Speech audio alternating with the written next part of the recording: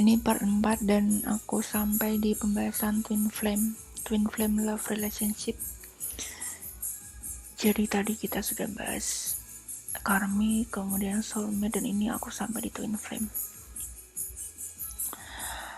Ini apa ya, karena dia butuh proses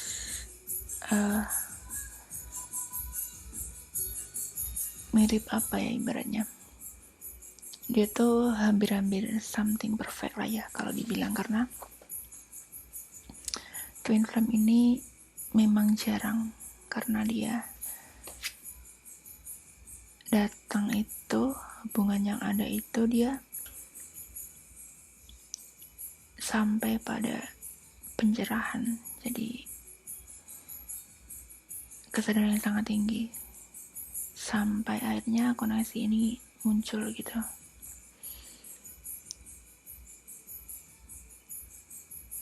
Dan untuk twin flame, kabar bagusnya adalah dia adalah perpaduan antara karmic and soulmate relationship. Jadi kompleks juga karena dia gabung jadi satu, bergairahnya ada, datang secara cepat, instan ada, kuat sekali, tapi juga dia mempengaruhi bagaimana kita memandang dunia luar. Dia mempengaruhi juga bagaimana kita memandang diri sendiri, tapi juga dia merubah kita juga. Tapi di satu sisi dia pergi kayak gitu, kayak something apa ya, itu kayak challenge baru untuk ego kita, kemudian rasa kita untuk diri sendiri, seperti itu. Twin flame itu bukan bagaimana kita connect di level jiwa mungkin ya, tapi mereka itu adalah seseorang yang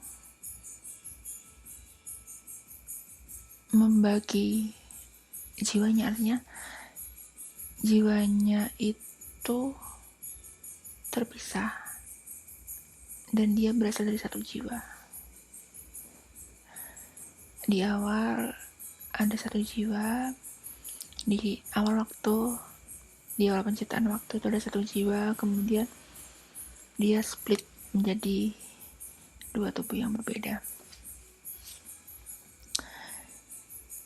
Jadi kayak kita itu kayak mandang cermin gitu ketika bertemu seseorang itu.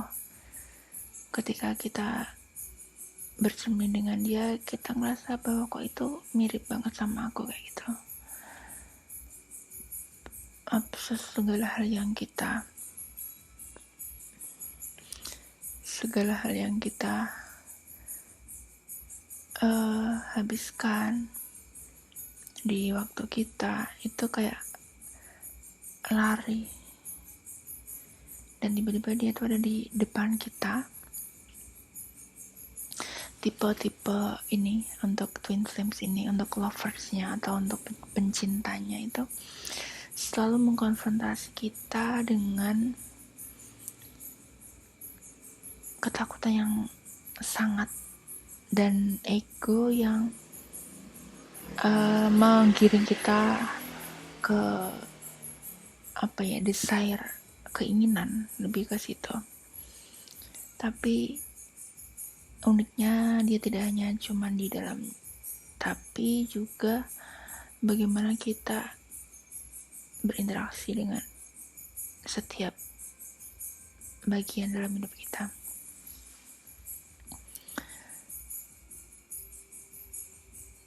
Tidak semua dari kita itu memang dipertemukan dengan twin flame kita, tapi jika memang kita ketemu, itu punya kemungkinan satu dalam sekali kita hidup,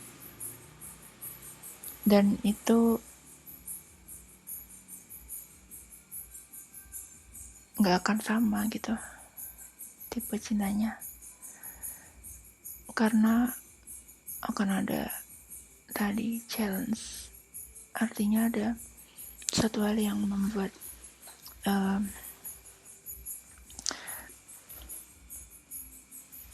ada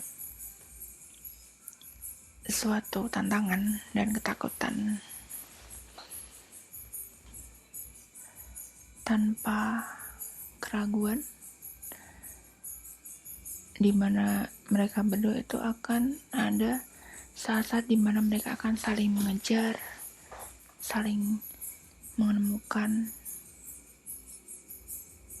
tergantung dari tingkat spiritual dan perkembangan personal dari dua individu tadi.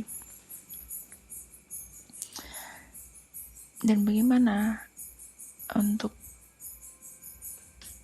mungkin gak sih kita bertemu dengan twin flame kita gitu kan.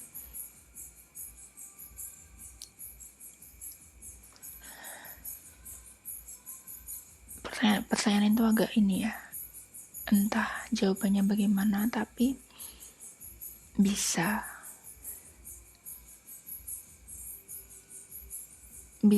terjadi ketika ada dan bertemu twin flame, tapi untuk spekulasinya memang hanya terjadi di satu waktu di bumi ini dari seluruh waktu itu.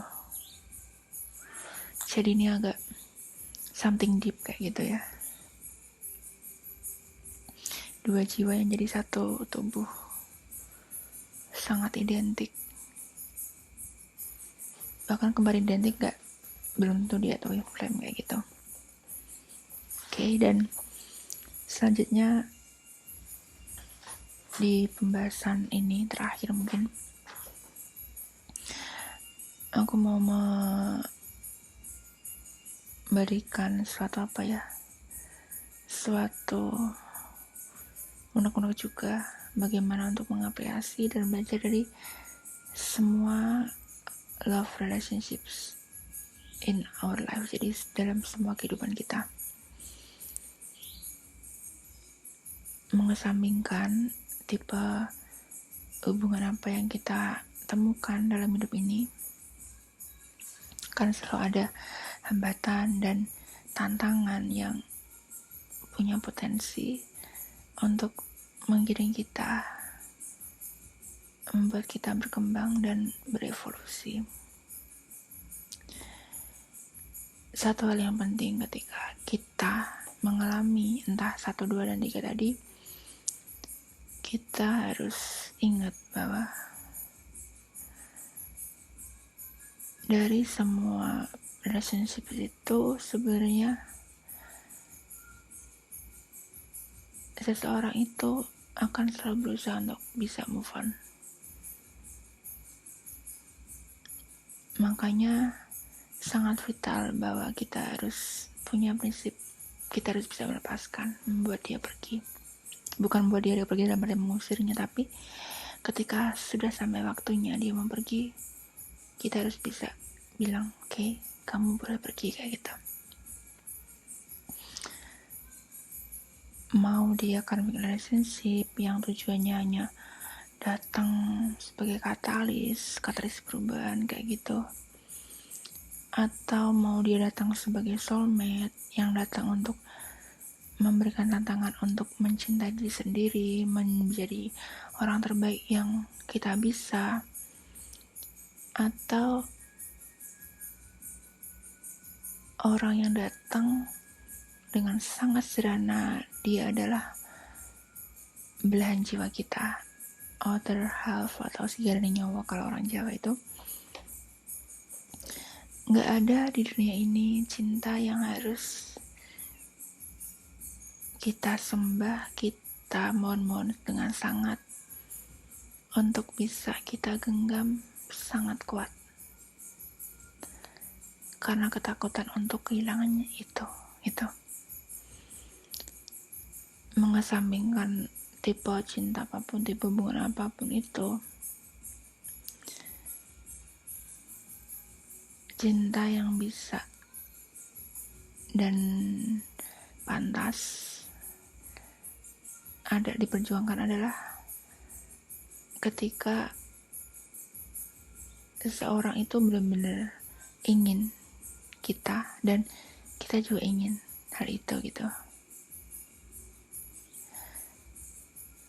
Dan di situ ada poin penting, satu kebenaran yang kadang kita lupa adalah ketika kita mencintai seseorang, kita satu hal penting yang bisa kita lakukan sebenarnya adalah membuat dia bebas.